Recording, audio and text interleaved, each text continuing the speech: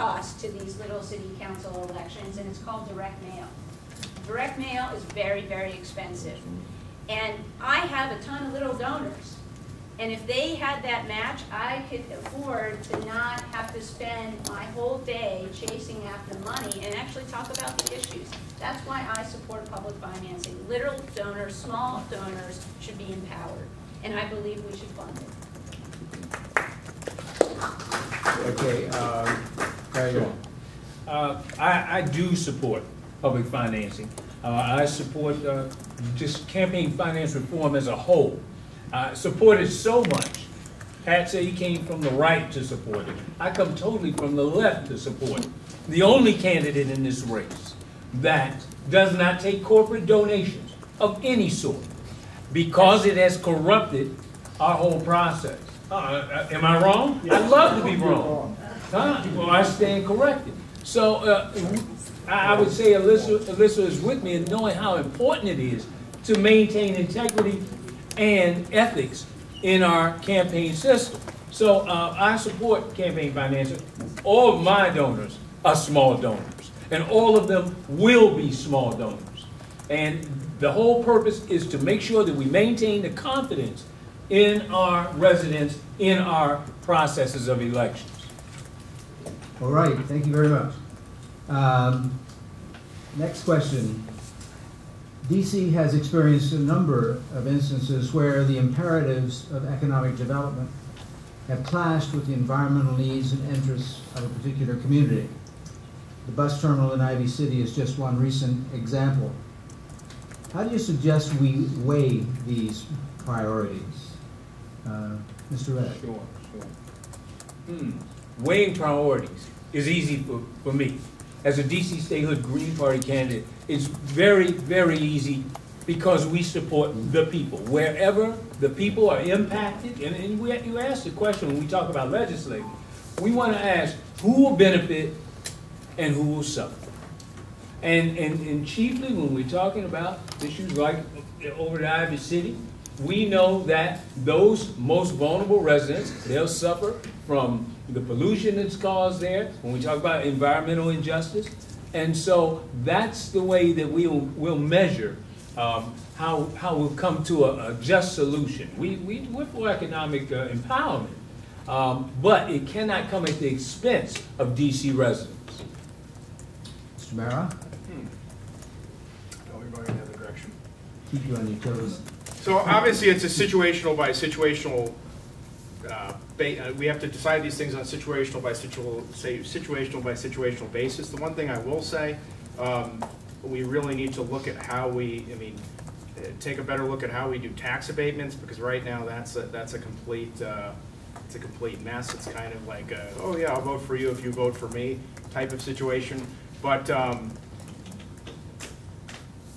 I do believe that we also need to look at parts of the city that are underserved, and we need to look at ways we can encourage development in those parts of the city where we can encourage retail, we can encourage affordable housing, where we can encourage a greater density. We also need to be looking at buildings like this. Why is this building here? I mean, half the people that work in this building, more than half the people that work in this building, they live in Maryland. Why isn't a building like this in Ward 7 and 8? Okay, Ms. Bonds. Yes. One of the issues I'm most concerned with is economic development at the neighborhood level. And that does take into consideration the amenities that you would have in the community. The amenities have to be for everyone who lives in that community. It's not just my biker friends versus my driver friends that we have to look out for. In other words, we have to have parking. We also have to have a way for my neighbors who do not own a vehicle to move through the city to get to where they need to be. The issue, though, seems to be that there will be some who will be more conservative and will want us to reserve our resources in the community, more so than perhaps those that are more featured as consumers. And I think we have to have a coming together. I agree that there will be a need for economic development in neighborhoods where it's underdeveloped. Zuckerberg? Well, having a green, walkable, and bikeable city is one of the things that makes DC unique. That's why people want to come here. That's why people would like to come here. I know Pat said he has friends who moved to Virginia or Florida. Well, that's fine. I'm not leaving, and I don't think anybody else here is either. We have a great city, and we need to keep it livable. And we need, especially, to keep Metro safe and affordable. The 50-cent Metro fare when I came here is now $2.10.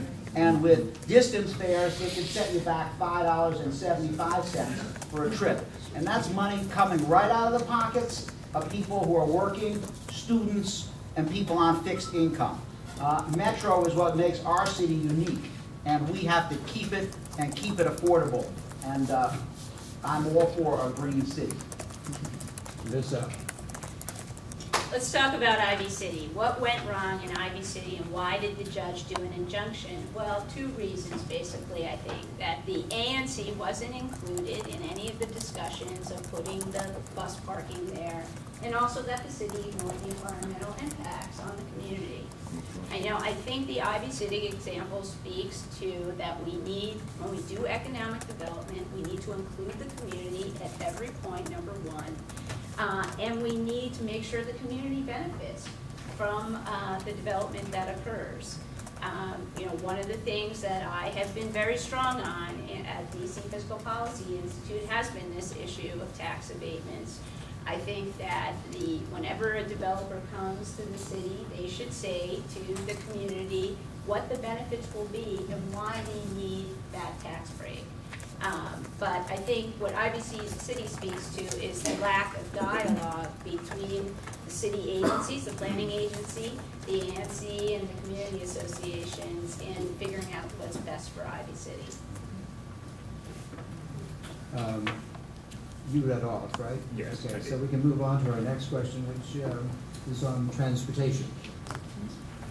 In the event that federal resources for transportation are more restricted in the future, what projects would you feel are the highest priority, and where do you think the proper balance is between investment in public transit, automobile infrastructure, and alternatives such as bike and pedestrian accommodations?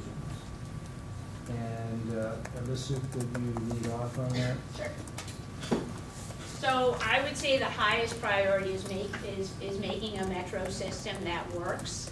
And I think expanding our bus service options, because building underground subway system is just too expensive. So I think we need to make sure we maintain metro, and we also expand bus service, and I think do things like bus rapid transit, so that we can get people from areas like Shepherd Park, areas in Ward 7 and 8 downtown quickly.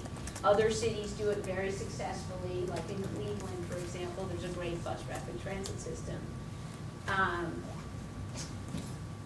What was the other part of your question, Jerry? That would be my highest priority is metro. I mean, on the bike thing, look, most people here know that I didn't own a car for many years in the city, and that I'm a bike commuter. I think there is a resentment though about bike lanes, and I think it's because we've done transportation well in this city. We've had a strategic vision for how to get people out of cars. We need to bring that vision to other agencies. Okay, Mr. Zucker. On transportation, well, as I said, Metro is the #1 priority. There's a lot of mismanagement. We had some big safety issues in the last 2 years, horrific fatal accident. We have overhead costs in Metro. Costs are not under control, and that has led to rising fares and drop in ridership. So we need to get Metro under control. Walking and biking, of course, are the best because they don't pollute, and they're good for people, and they're good for the city. So expansion of options. I like the new streetscapes and the special sidewalks that help people cross streets. I worked for many years on safe routes to school, and we started the first urban bike train in DC so kids could bike to school together in a group to and from school. So that's my highest priority. Bonds? Yes. The reality for me in the District of Columbia is that we actually need better transportation throughout the various communities. It can certainly take the form of a better bus system, but also we will need an effective subway system. Because one of the reasons that we have the crowds on our roadways is because we have the commuters coming in, and they will continue to come into the District of Columbia to work. So I think we also have to think about transportation on a broader sense, on a regional basis, and we have to be a part of the group that foots the bill for that. We also need to pay attention to those things that we'd like to do, and we do like to bike, and so we're going to have to be safer on the bike, in the bike lanes, but that means we're going to have to cut down on our vehicular traffic in order for that to work in the District of Columbia. Mr. Mara? So I'd be remiss if I, unlike all my polluting opponents, I do not own a car. I bike regularly, but I must say I live in Columbia Heights, so I primarily bike downhill. I don't really bike up the hill. I take metro and bus everywhere. I'm very thankful for the apps on my phone for the bus. The one thing I will say is I moved